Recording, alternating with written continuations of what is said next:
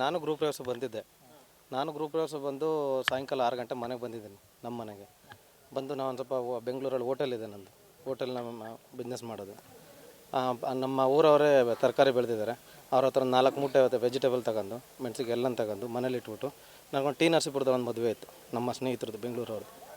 T ನರಸೀಪುರಕ್ಕೆ ನಾನು 7 ಗಂಟೆ 7-7:15 ಆಸುಪಾಸು ನಮ್ಮ ಮನೆ ಬಿಟ್ಟಿದ್ದೀನಿ. ಟಿ ನರಸೀಪುರ ಮದುವೆಗೆ ಹೋಗಿದ್ದೀನಿ. 12 ಗಂಟೆವರೆಗೆ ಅಲ್ಲಿದ್ದೀನಿ. ನನಗೆ ಯಾವುದು ಫೋನ್ ಇಲ್ಲ, ಏನಿಲ್ಲ, ಎಂತಿಲ್ಲ. ನಮ್ಮ ಅತ್ತಿಗೆ ಫೋನ್ ಮಾಡಿದ್ದಾರೆ, ನನಗೆ ಮಾಡಿಲ್ಲ. ನಮ್ಮ ಮಿಸ್ಸಸ್ಸು ಮಾಡಿದ್ದಾರೆ. ಯಾಕೆಂದರೆ ಎಲ್ಲ ಚೆನ್ನಾಗಿದ್ದೀವಿ ಟೋಟಲ್. ನಮ್ಮ ಫ್ಯಾಮಿಲಿ ಅದು ಇದು ಅಂತ ಏನಿಲ್ಲ. ವ್ಯವಹಾರ ಎಲ್ಲ ಒಂದೇ ತಾನೆ. ಒಬ್ಬರೇ ಮಾಡೋದು, ನಾನು ಒಬ್ಬನೇ ವ್ಯವಹಾರ ನೋಡ್ಕೊಳ್ಳೋದೆಲ್ಲ. ಅವ್ರದ್ದು ಏನಿಲ್ಲ. ಅವ್ರದ್ದು ಏನಿದೆ ಅವ್ರ ಫ್ಯಾಮಿಲಿ, ಇನ್ನು ಗದ್ದೆದು ಏನಿದೆ ಪ್ರತಿಯೊಂದು ವ್ಯವಹಾರದ್ದು ಏನಿದೆ ಅದೆಲ್ಲ ನಾನು ಒಬ್ಬನೇ ನೋಡ್ಕೊಳ್ತಿದ್ದು. ಇಬ್ಬರು ಚೆನ್ನಾಗಿದ್ದು. ಯಾವಾಗ ಇವರು ಎಲ್ಲರಿಗೂ ಫೋನ್ ಮಾಡಿದ್ದಾರೆ, ನಮ್ಮ ವೈಫು ಫೋನ್ ಮಾಡಿದ್ದಾರೆ, ಮಾತಾಡಿದ್ದಾರೆ. ಇವತ್ತು ನಮ್ಮ ಮಾವನಿಗೊಬ್ಬರಿಗೆ JS ಹಾಸ್ಪಿಟ್ಲಿಗೆ ಕರ್ಕೊಂಡು ಹೋಗ್ಬೇಕಾಗಿತ್ತು. ಅವ್ರಿಗೊಂದು ಯೂರಿನ್ ಟೆಸ್ಟು ಮತ್ತು ಅವ್ರಿಗೊಂದು ಸ್ವಲ್ಪ ಹುಷಾರಿರಲಿಲ್ಲ. ಅವ್ರು ನಮ್ಮ ಅತ್ತಿಗೆ ಏನು ಯೋಚನೆ ಮಾಡಿದ್ರೆ, ನಮ್ಮ ಮಿಸಸ್ಗೆ ಹೇಳಿದ್ರೆ ಬೇಡ ಮಲ್ಲಿ ಮತ್ತೆ ವಾಪಸ್ ಕರೆಯೋದು, ಬೆಳಗ್ಗೆ ಕರ್ಕೊಂಡು ಹೋಗ್ಬೇಕು ಅಂತ ಟಯರ್ಡ್ ಆಗ್ತಾನೆ, ಪರವಾಗಿಲ್ಲ ಊರಲ್ಲಿ ಇರೋರಿಗೆ ಯಾರಿಗೂ ಹೇಳ್ತೀವಿ ಅಂದ್ಬಿಟ್ಟು ಹೇಳಿದ್ದಾರೆ. ನಮ್ಮ ರಿಲೇಷನ್ ಆದಂಥ ಮಂಜು ಮತ್ತು ಮೂರ್ತಿ ಅವ್ರ ಮನೆಗೆ ವಿಷಯ ತಿಳಿಸಿದ್ದಾರೆ. ಅವರು ಬಂದು ನೋಡಿ ಹೋಗಿದ್ದಾರೆ, ಏನೂ ಇರಲಿಲ್ಲ ಅಂತ, ಘಟನೆಗಳು ಏನೂ ಇಲ್ಲ. ಇವ್ರು ಬಂದು ಹೋದ್ಮೇಲೆ ಏನಾಗಿದೆ ಗೊತ್ತಿಲ್ಲ. ನನಗೆ ಬೆಳಗ್ಗೆ 7 ಗಂಟೆ ಕಾಲ್ ಬಂತು ಮತ್ತೆ ನಮ್ಮ ಅತ್ತಿಗೆಯಿಂದ. ಫೋನ್ ಮಾಡಿದ್ರು. ಫೋನ್ ಮಾಡಿ ಎಲ್ಲಿದೆ ಅಂತಂದರೆ, ಈಗ ಇಲ್ಲಿ ಮಂಜು ಬಂದಿಲ್ಲ ರಾತ್ರಿ, ಫೋನ್ ಸ್ವಿಚ್ ಆಫ್ ಆಗಿದೆ ಅಂತ ಅಂದರು. ಸರಿ ಆಯಿತು, ಓಕೆ ನೋಡೋಣ ಇರೋ, ಯಾರಿಗ ಫೋನ್ ಮಾಡ್ತೀನಿ ಅಂತೇಳಿ ನಮ್ಮ ಗ್ರೂಪ್ ಪ್ರವೇಶ ನಡೆದಿರ್ತಲ್ಲ ನಮ್ಮ ಮಾವ, ಅವ್ರನ್ನ ಫೋನ್ ಮಾಡಿದೆ ಬೆಳಗ್ಗೆ. ಮಂಜು ಬಂದಿಲ್ಲ ಅಂತ, ನಿಮ್ಮ ಊರಲ್ಲಿ ಇದ್ರಂತ. ಇಲ್ಲ ಗಿರೀಶ್ ಜೊತೆ ಹೋದ್ರಂತೆ, ಬೈಕ್ ತಗೊಂಡು ಕೊಟ್ಟ ಗಿರೀಶ ಪಾಪ. ಅವರು ಆ ಕಡೆ ಅವ್ರ ಅಜ್ಜಿ ಊರಿಗೆ ಹೋಗಿದ್ದಾನೆ, ಇವ್ನು ನಿಮ್ಮ ಊರಿಗೆ ಹೋಗಿದ್ದಾರೆ ಅಂತೇಳಿ. ಮತ್ತು ದುಗ್ನಹಳ್ಳಿ ಅನ್ನೋ ಒಂದು ಗ್ರಾಮದಲ್ಲಿ ಅಲ್ಲಿ ಫ್ರೆಂಡ್ ಒಬ್ಬರು ನಾಗೇಶ್ ಅಂತ ಇದ್ದಾರೆ. ಅವ್ರ ಜೊತೆನೂ ಅಲ್ಲಿ ಅಂಗಡಿ ಹತ್ರ ಹೋಗಿ ಒಂದು 9 ಗಂಟೆ ಅಲ್ಲಿದ್ದಾರೆ. ಅಲ್ಲಿದ್ದು ಸರಿ ಮಂಜು ಬರ್ತೀನಿ ಅಂದ್ಬಿಟ್ಟು ಹೇಳಿ ನಾಗೇಶಂಗೆ ಹೇಳ್ಬಿಟ್ಟು ಹೊರಟಿದ್ದಾರೆ. ಅಷ್ಟೇ ಮಾಹಿತಿ ಲಾಸ್ಟು. ಅಷ್ಟು ಬಿಟ್ಟರೆ ಮತ್ತೆ ಫೋನ್ ಸ್ವಿಚ್ ಆಫು, ಏನು ಗೊತ್ತಿಲ್ಲ ಸರ್. ಇದು ಹೇಗಾಗಿದೆ ಏನಾಗಿದೆ ನನಗೆ ಗೊತ್ತಾಗಿದ್ದು ಬೆಳಗ್ಗೆ. ಸರ್ ನನಗೆ ಹಂಗಂತ ಹೇಳೋದಕ್ಕಿಂತ ಹೆಚ್ಚಾಗಿ ನಾವು ಯಾರ ಮೇಲೂ ದ್ವೇಷನೇ ಇಲ್ಲ ಅದನ್ನು ಇದು ಮಾಡ್ಕೊಳ್ಳೋದಕ್ಕೆ. ನಮ್ಮೂರಲ್ಲಂತೂ ಅದು ಯಾವುದು ಆ ಥರದ್ದು ಯಾವುದೂ ಇಲ್ಲಕ್ಕೇ ಇಲ್ಲ. ಒಬ್ಬರೂ ನಾವು ಹಿಂಗೆ ಇದು ಬೆಳೆ ತೋರಿಸಿ ಮಾತಾಡ್ತೀವಿ ಅನ್ನೋದು ತಪ್ಪು. ಯಾಕೆಂದರೆ ಇದ್ದರೆ ಹೇಳಬೇಕು, ಇಲ್ಲ ಅಂದರೆ ಇಲ್ಲ. ನಮ್ಮೂರಲ್ಲಿ ಮಾತ್ರ ಆ ಥರದ್ದು ಯಾವುದೇ ಥರದ ಅಹಿತಕರ ಘಟನೆ ಇಲ್ಲಿವರೆಗೆ ನಡೆದಿಲ್ಲ. ಇದು ಫಸ್ಟು. ಆ ಥರದ್ದು ಯಾವ ಮೇಲೆ ದ್ವೇಷನೂ ಇರಲಿಲ್ಲ. ಎಲ್ಲರ ಜೊತೆ ಚೆನ್ನಾಗಿ ಬೆರೀತಿದ್ದ, ಎಲ್ಲರ ಜೊತೆ ಚೆನ್ನಾಗಿರ್ತಿದ್ದ.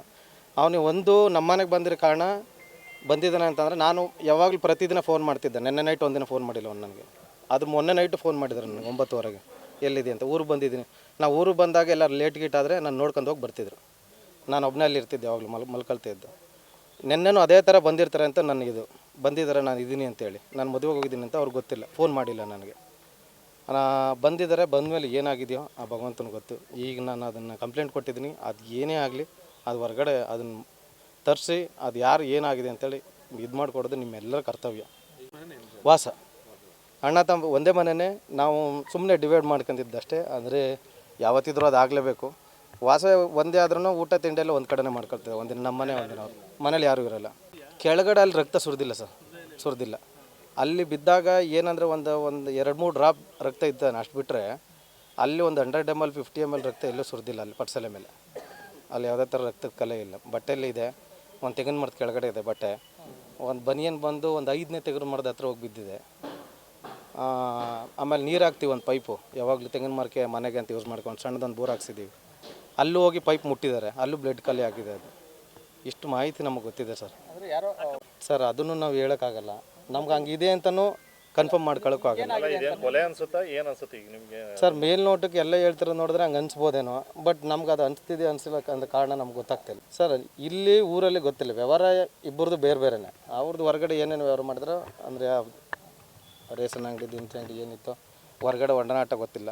ನಮ್ಮಲ್ಲಿರೋ ಒಡನಾಟ ಯಾವಾಗಲೂ ಒಂದು ಮಾತು ಆಡ್ತಿಲ್ಲ ಜೋರಾಗಿ, ಒಂದು ಏನು ಎದ್ದು ಮಾಡ್ತಿರಲಿಲ್ಲ. ಅಟ್ಲೀಸ್ಟ್ ಜೋರಾಗಿ ಮಾತಾಡ್ತಾರೆ. ಯಾರ ಹತ್ರ ಜಗಳ ಇದುವರೆಗೂ ಅವ್ನು ಜಗಳ ಮಾಡಿದ್ದೇ ಇಲ್ಲ ಊರಲ್ಲಿ. 40 ವರ್ಷ ವಯಸ್ಸಿಗೆ ಆಕ್ಸಿಡೆಂಟ್ ಅನ್ನೋದಕ್ಕಿಂತ ಹೆಚ್ಚಾಗಿ ಬೈಕು ಡ್ಯಾಮೇಜ್ ಆಗಿದೆ. ಬೈಕು ಒಂದೇ ಸೈಡ್ ಡ್ಯಾಮೇಜ್ ಆಗಿದೆ, ರೈಟ್ ಸೈಡಲ್ಲೇ. ಬಾಡಿಗೂ ರೈಟ್ ಸೈಡಲ್ಲೇ ಡ್ಯಾಮೇಜ್ ಆಗಿದೆ.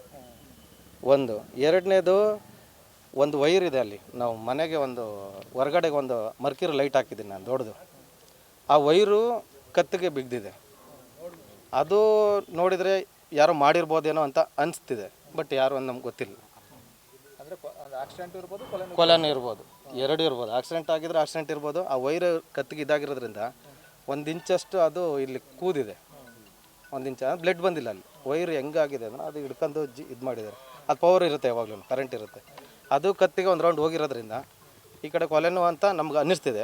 ಬೈಕಲ್ಲಿ ಬಿದ್ದಿದ್ರೆ ಕೊಲೆ ಆಗಿದೆಯೋ ಅನ್ನೋದು 2 ಅನುಮಾನ ಇದೆ. ಬಟ್ ಅಷ್ಟು ಜೋರಾಗಿ ಏಟಾಗಿರೋದ್ರಿಂದ ಅದು ಹಂಗೆ ಆಗಿದೆ ಅಂತ ಗೊತ್ತಿಲ್ಲ. ಇಲ್ಲಿ ಯಾರು ಫಾಲೋಅಪ್ ಮಾಡ್ಕೊಂಡಿದ್ರೋ ಏನು ಮಾಡಿದ್ರು. ನಮ್ಮೂರಿಗೆ 2 ದಾರಿ ಇದೆ. ಒಂದು ದಾರಿಲಿ CCTV ಇದೆ, ಇನ್ನೊಂದು ದಾರಿಲಿ CCTV ಇಲ್ಲ. ಇಲ್ಲ ಸರ್, ಹಿಂದ್ಗಡೆ ಒಂದು ಮನೆ ಇದೆ, ಬ್ಯಾಕ್ ರೋಡ್ ಅಷ್ಟೇ. ಎದುರುಗಡೆ ಒಂದು ಮನೆ ಇದೆ, ಎದುರುಗಡೆ ಇವ್ರದ್ದು ಹಸುನ ತೋಟ ಇದೆ. ಅಲ್ಲಿ ಇವ್ರ ತಂದೆಯವ್ರು ಮಲ್ಕೊಳ್ತಾರೆ. ಏನೇ ಸೌಂಡ್ ಆದ್ರೂ ಅಲ್ಲಿ ಹಸು ಉಸಿರಾಡೋ ಸೌಂಡು ನಮ್ಮ ಮನೆ ಕೇಳುತ್ತೆ. ಏನೇ ಒಂದು ಸೌಂಡ್ ಆದ್ರೂ ಅವ್ರಿಗೆ ಎಚ್ಚರ ಬಿಡ್ತಾರೆ ಇವ್ರ ತಂದೆ. ಯಾರಿಗೆ ಬೆಳಿಗ್ಗೆನೇ ಗೊತ್ತಾಗಿರೋದು ಎಲ್ಲರಿಗೂ. ಎಲ್ಲರಿಗೂ ಬೆಳಿಗ್ಗೆ ಗೊತ್ತಾಗಿರೋದು.